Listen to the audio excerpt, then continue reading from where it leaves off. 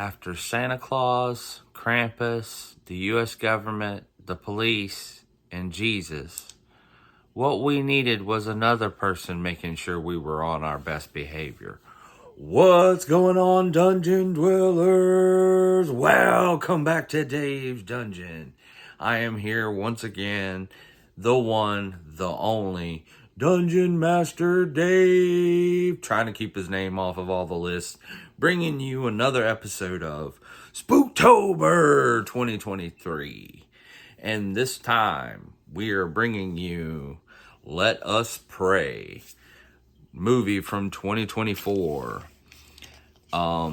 This is a indie joint from Ireland, Scotland Film Corps. It is highly indie. It was written by Fiona Watson, David Kearns, and Brian O'Malley, who is also the director. It only runs about an hour and a half, or for those of us who know how to do movie math, 92 minutes. Yeah, 92 minutes. Making sure I did that math right. But without getting into it too deep and without any further ado, let's get into the body count. I've done so many of these, I'm getting a little off my kilter. This one's a doozy. We have One Rough Seas intro with a Murder of Crows omen. It's almost like they're foreshadowing immediately in the opening crawl. One Smoke 'em While You Got 'em. Introduction of the Man in Six. Liam Cunningham, which can we call him Kane for this? I'm going to call him Kane for this because it's obviously the cursed brother of Abel who has, if you watch the film, you'll get it. He's Kane. One Troubled Past, the balanced start to any morning. Meet Rachel Higgy. Heggie? Not sure on the pronunciation there. I think it's Higgy, but the thickness of the accents can be a little bit of a stumbling block here. Forgive me. I'm sorry. One Ill-Advised Drive through Invery leads to Consequences and Carfu, which, multiple Carfu? Yeah. One Running Over a Man right in front of a cop is kind of his luck. Meet Caesar, the one guy we're sort of hoping turns around, but in the end, yeah. One Strong Elbow to the Guts, introduction of Sergeant McCready, which, if you can't handle him at his elbow to the guts, you definitely aren't ready for him later. You definitely are not ready. One Vigorous shag in the car between two officers that leads to trouble later. Meet Officers Warnock and Mundy as they get dressed while Caesar gets undressed, which leads to one computer file on a current inmate while he's doing that of Ralph Beswick, a teacher, a wife beater, and a baby killer, because he one battery leading to an abortion charge is, yeah, we generally don't like anybody in this film. One Sergeant McCready stares down the young man's Little Caesar. For those of you who are sensitive, this is one warning I don't mind giving you. Sexual assault warning. This sort of subtext context runs the gamut of the film, and if you're sensitive to sorts of sexual violence and sort of gendered violence, you might have trouble with this film. So just fair warning.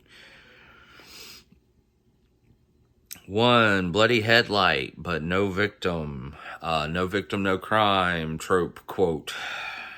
Because, of course, if you don't have anybody, but you got blood on the car, there's no crime, but there's a reason to hold the guy. make it make sense. One, running into your teacher in the most unlikely of places. Jail. Yeah, that's exactly where you want to meet Mr. Beswick. One, he likes his women like he likes his whiskey. Age 12 years. Jesus freaking Christ. What the fuck? Burn. Burn. Burn. And it almost makes the burn that Caesar gets later justified, but only just barely. One stand back from the door, a bit of light police brutality, but if this makes you uncomfortable, there's worse to come. 1 6-foot-tall stranger walks right into the police station at 9:05 p.m. 2 hours and 55 minutes remain, but no one knows that yet but him. 1, well, I prefer if she's got nothing on but the handcuffs and the hat, talking about another officer like she's a piece of meat.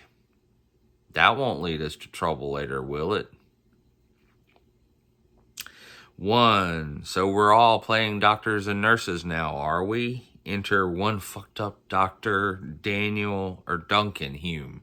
Dr. Duncan Hume, who is one of, I would say, about 2 individuals in this that are completely screwed up. I mean, if you're looking at a scale of fucked up beyond all repair, these 2 individuals, between Dr. Hume and another one later, are off the scale. 1, getting hit by a car earns you a night in jail, ? I'm not sure how that works around these parts, but usually if I get hit by a car, I get to go to the hospital, not jail. 1, which is unusual given this is such a 1-horse town, and it's a pale fucking horse, quote. He speaks, and Dr. Hume, 1, Dr. Hume has been a very, very, very bad doctor, and he knows. That said, he knows. Yes, he does. Ice pick foo, almost. Like, so close. 1, that evolutionary ladder just will not climb itself, will it, son? Caesar gets murdered before he ever gets touched, because the return fire for the whiskey comment from earlier needed to be had. 1, tonight we're going to do things the old-fashioned way, but we only got till midnight. Reveal. 1, I know that the price for our sin is paid for in blood. Read me the phone book, foo, Liam Cunningham. Because again, we got to find out who this guy is, because he's obviously the priority now. Because he knows too much. 1 Old Testament kind of guy, McReady is the most fucked up of all. And after a brief altercation with our mysterious stranger, decides, yeah, you know what, I got some things I gotta handle. I'm gonna be right back. 1 Monday isn't innocent either, and probably shouldn't have touched that foo.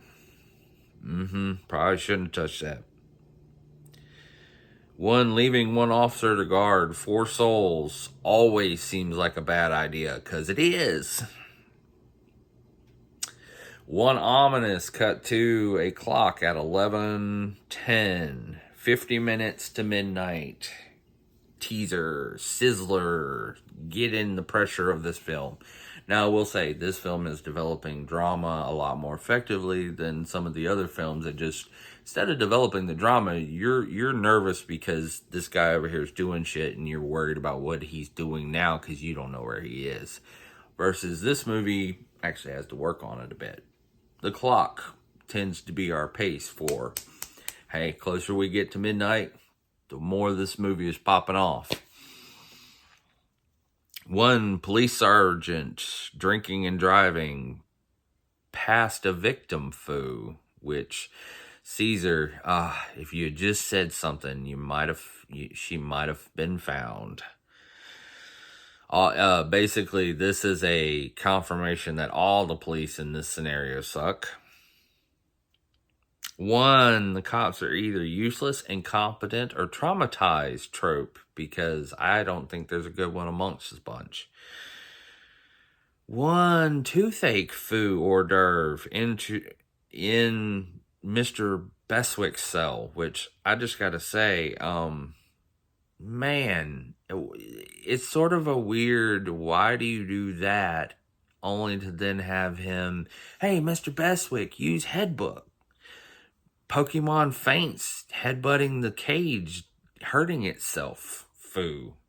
I don't know how you quantify that. Pokemon uses headbutt. It's not effective, and it hurts itself. It fainted. One, all the names in this book belong to dead men trope, because of course they do. One, showing up at Dr. Hume's house to find out exactly what he did. Dr. Hume went Tonto, which is a weird thing to sort of code worded if you catch the sort of meaning of what Tonto is. One, Sergeant McCready just stepped in for a light snack, finger food, which, man, if that's what's in his fridge, I'd hate to see what's in the pantry. One, McCready's dirty little secret finally exposed, and it's a tragic romance gone wrong. Again, sexual assault warning, trigger warning. Just, if you're sensitive to sexual assault, maybe don't watch this film. It may push those buttons quite a bit, and more than once with one character. One, she let the bad doctor out of his cell. Newbie makes a mistake. One, go to hell. Why bother? All the devils are here, quote. That does bad things to me, because Liam Cunningham's voice is that deep, guttural, just, One, Caesar is the only soul that might be saved. Why bother if everyone is doomed? Yeah, I'm not so sure Caesar's going to make it. One, what did you do, Rachel? I survived. No, you evolved. Trauma from memory kidnapping. That's a little, this is the part of this that makes me the most uncomfortable of, he knows about her and what she went through, and he's into it. He's into it. One, Sergeant McCready has been a bad boy and must be punished. Yeah, this is when you know shit's popping off. One, Caesar has a chance. Remember what you did, confess, and make amends. Tell them what you did. You have one chance.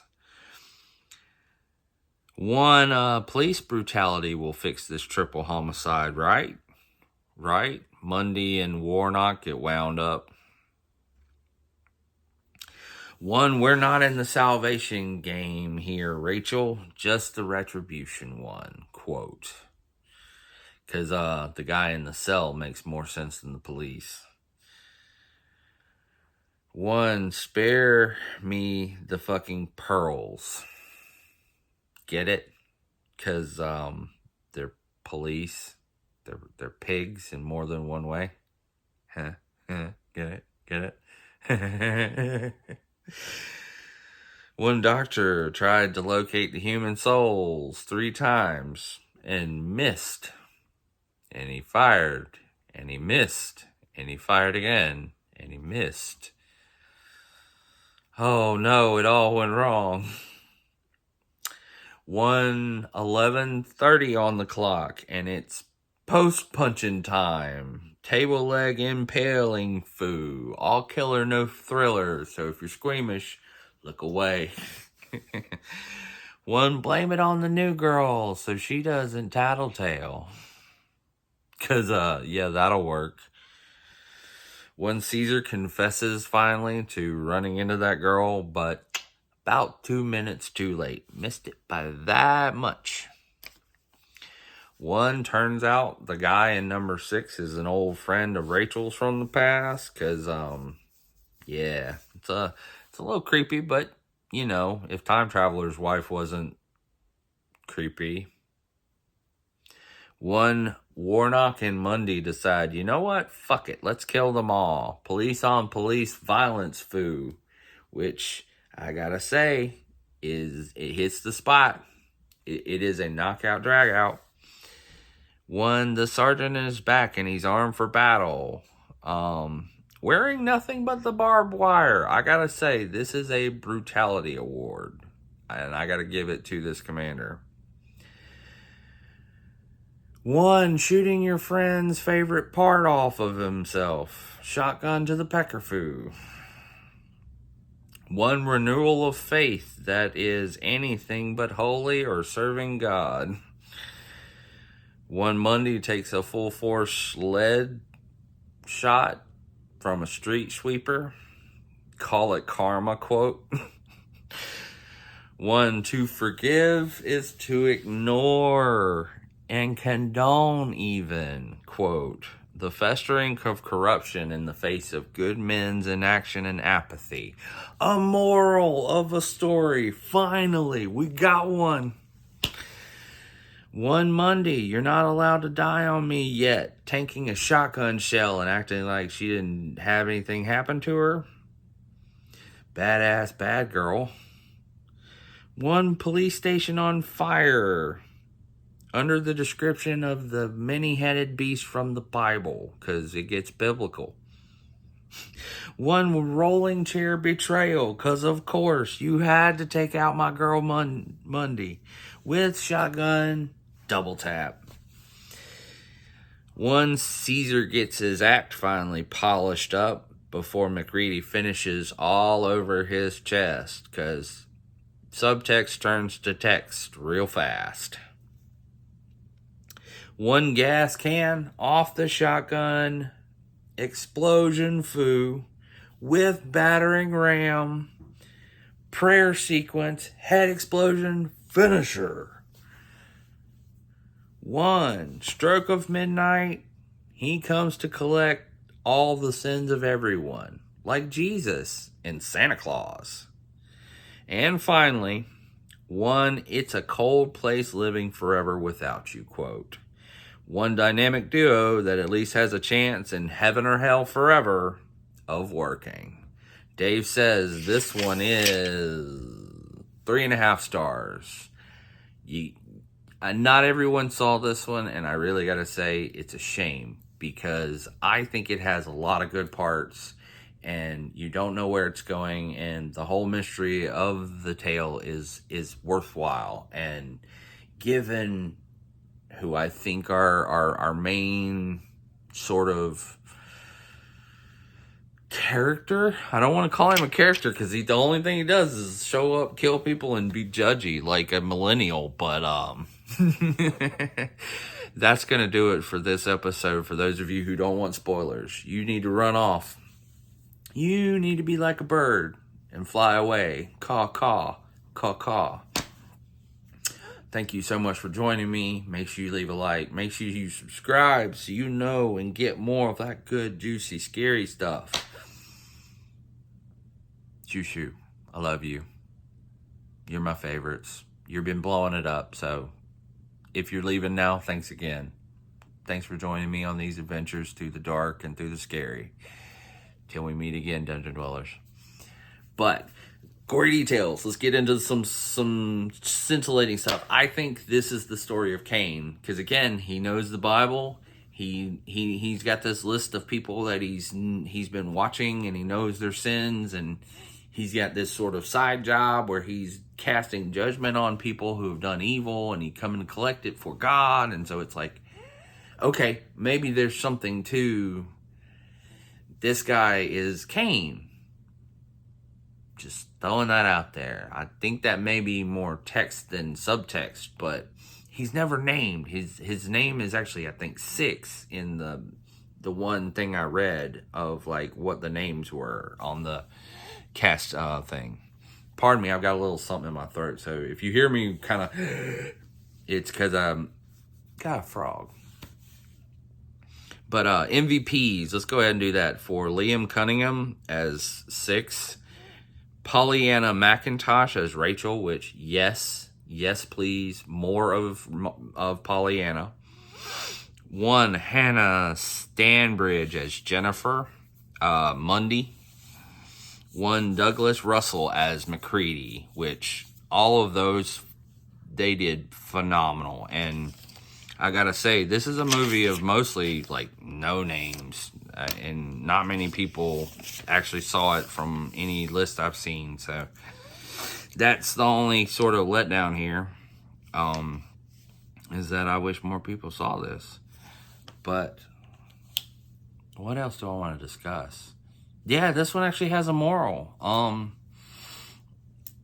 If you're always forgiven and you don't ever learn the lesson and you're just allowed to keep doing the bad stuff, yeah, doesn't that just let you be corrupt? Doesn't that just let you keep being wrong? And doesn't it show you that it's okay? Meanwhile, when you're held accountable, whoever held you accountable is evil now, and you're denouncing them and asperging them with curses. This one actually has a moral. I actually enjoy this one's moral because it's not that hard to explain, and at the same time, you're kind of behind it. You're kind of going, yeah, I do kind of wish this guy was around. I wish this guy had time and took requests, and I could write some names down and send him a note. Yeah. But anyway, I think that's going to do it for this review. I won't belabor it too long. We're through the backups. We're through all the makeup. So this will be clean sailing, one episode. I won't seem so tired and burn out and trying to do 2 things and 4 things at one time. But thank you so much for joining me. The next thing we'll cover is Only Lovers Left Alive. Getting into some vampire romance action with enough horror to make it relevant to our purposes. But make sure you stick around and join me for that one, Dungeon Dwellers, and I hope to see you on our next journeys together. But until then, make sure you're being good for goodness sake, because if you're not doing it for Santa Claus, you better do it for this one.